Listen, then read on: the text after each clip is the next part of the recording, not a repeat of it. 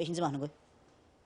Burada alqışlar gəlir tamaşasal çalışkan Şən müəllimin 5-ci mahnısına. Alqışlarla gəlin mahnı dinləyək. Buyurun Şən müəllim. Abbasxanlı kəndində Mövsüm qardaşımın Gül balasının, Rusif balanın kiçik toy ziyafətinə toplaşmışıq.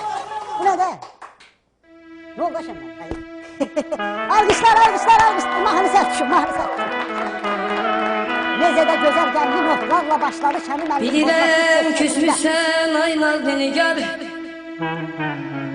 Bilirəm küsmüsən aylar nigar. Demirsən mi boğur məni intizar.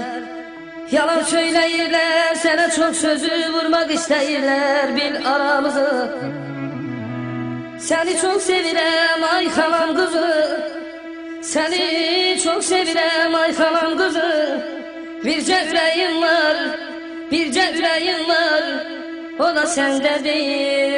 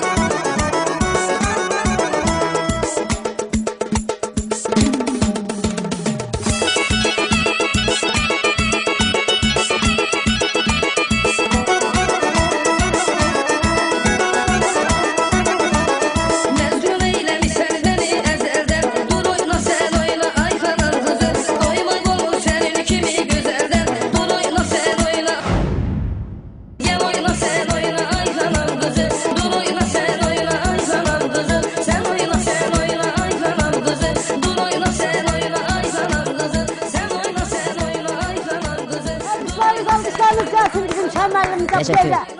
Çox sağ olun, çox sağ olun. Çox gözəl